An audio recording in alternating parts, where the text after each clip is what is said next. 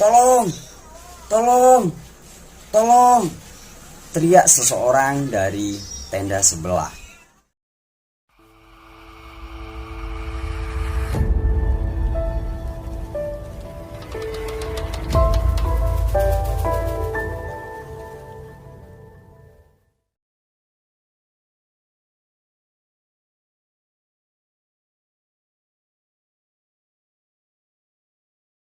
Assalamualaikum warahmatullahi wabarakatuh. Selamat malam teman-teman.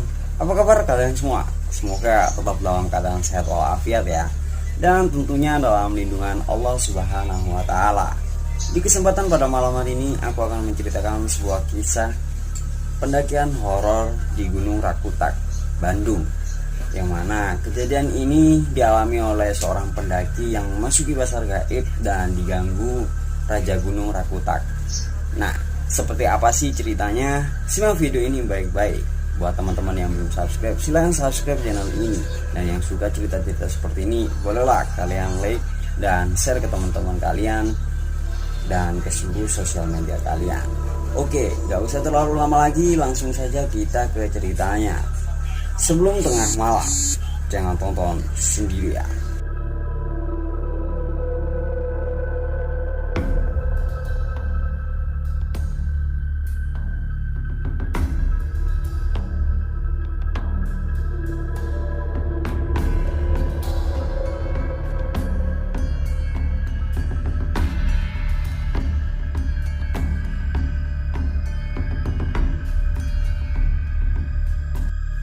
Kejadian mistis dialami seorang pendaki yang bernama Gali yang mendaki Gunung Rakutak, Kabupaten Bandung pada tahun 2009 lalu.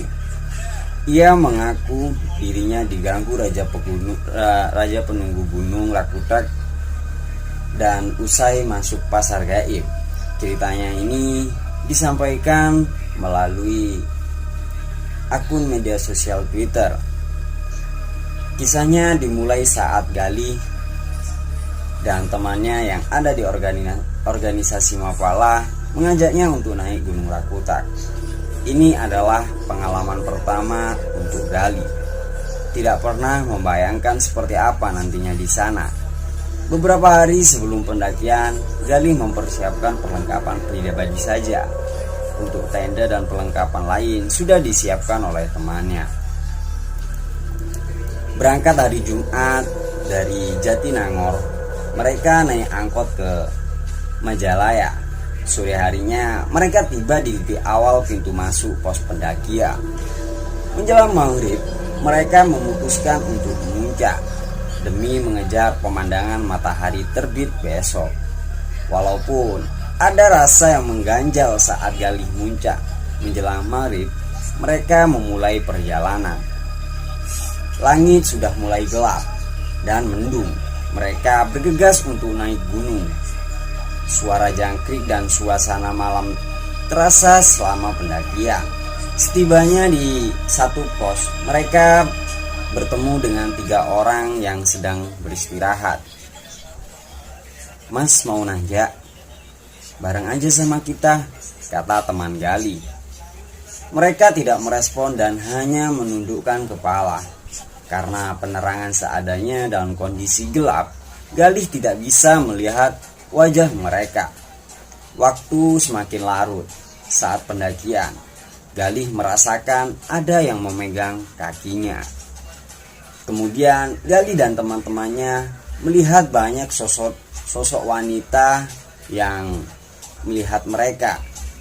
Menurut Gali, apabila melihat sesuatu saat mendaki gunung, jangan ceritakan, karena itu adalah pantangan.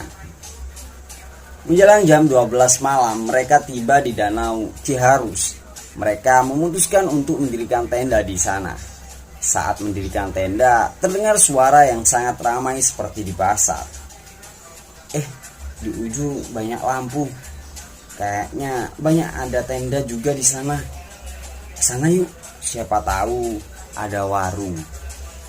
Ada yang jualan, kata Galih kepada temannya. Temannya tidak berkata apapun karena lapar. Galih pergi ke sana seorang diri. Tempat tersebut sangat ramai. banyak yang berjualan makanan seperti jagung bakar, bakso, dan makanan lainnya layaknya pasar malam. Mana ada di atas gunung ada pasar, ada yang jual bakso juga. Pedagang berinteraksi menggunakan bahasa Sunda yang sangat halus, dan mereka menggunakan pakaian zaman dulu. Tidak ada yang memakai jaket di udara yang dingin ini. Heran kan?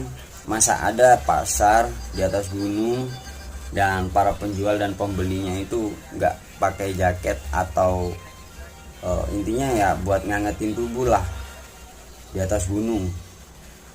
Oke. Setelah makan, Gali kembali ke tenda dan menceritakan pengalamannya di pasar tadi. Semua temannya masih saja terdiam dan tidak memberikan respon apapun. 1 jam kemudian, mereka semua beristirahat di tenda masing-masing. Pagi harinya, Gali melihat ada tenda lain di sebelah mereka. Ada pendaki lain yang juga tiba di Danau Ciharus setelah mereka. Setelah berkenalan, mereka memutuskan untuk pergi ke puncak bersama-sama, mengambil foto pemandangan, selfie, dan saling ngobrol sampai siang. Setelah itu mereka turun gunung melalui rute yang sama, yakni melewati Danau Ciharus. Gali ingat rute ini melewati pasar malam kemarin.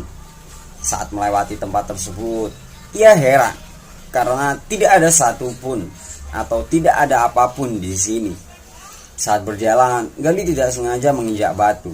Saat diarahkan senternya, ia melihat makam tua tanpa nisan. Gali tidak berbicara apapun dan kembali ke rombongannya untuk mendirikan tenda. "Tolong! Tolong! Tolong!" teriak seseorang dari tenda sebelah. Otomatis Gali dan rekan-rekannya ini segera menghampiri mereka. Dilihatnya perempuan dengan pandangan yang menakutkan. Ia berbicara dengan keras kepada Gali dan rekan-rekannya. "Budak iya teh suci, ingkah siat di dia, aing raja di dia." Gali kebingungan melihat orang yang kesurupan di depannya. Ia sempat teringat doa-doa yang dipelajari jika diganggu jin atau makhluk halus. Ia membacakan doa tersebut lalu angin bertiup ke tenda mereka. "Sampurasun," kata kakek dengan pakaian serba putih menghampiri mereka. "Rampes, kakek siapa?" Kakek tidak menjawab dan langsung menghampiri perempuan yang sedang kesurupan. Setelah ditegur, perempuan itu tidak sadarkan diri. Gali menoleh ke belakang untuk berterima kasih kepada kakek tersebut. Namun, kakek tersebut sudah menghilang. Malam itu sangat mencekam. Gali dan rekannya tidak bisa tidur. Mereka memutuskan untuk turun gunung setelah adzan subuh. Dengan berhati-hati, mereka pun akhirnya turun gunung dan tibalah di pintu masuk pendakian dengan selamat. Gali bercerita kepada ranger yang bertugas saat itu. Menurutnya, apa yang Gali lihat dan sapa selama perjalanan adalah para pendaki yang sudah lama tewas karena hipotermia. Teman Gali menceritakan kalau ia melihat genderuwo setinggi pohon dan wanita yang sama-sama mereka lihat di awal pendakian yang ternyata adalah kuntilanak. Ranger itu berkata, apabila sedang datang bulan, sebaiknya tidak melakukan pendakian. Dan pesan dari pemilik cerita ini buat teman-teman semua agar tidak naik gunung ketika menjelang maghrib.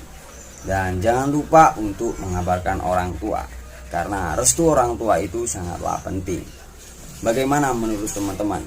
Apa ada hal yang masih dibingungkan? Mungkin cerita ini cukup singkat banget karena memang yang dituliskan oleh pemilik cerita memang segitu. Jadi buat teman-teman yang punya cerita seperti ini, bolehlah dikirim ke email yang udah aku siapin di kolom deskripsi ya. Dan buat teman-teman yang belum subscribe, silahkan subscribe channel ini serta like dan share ke teman-teman kalian atau ke seluruh sosial media kalian. Mungkin itu saja yang dapat aku sampaikan pada malam hari ini. Kurang lebihnya aku mohon maaf yang sebesar-besarnya. Apabila ada kritik saran, silahkan tulis di kolom komentar.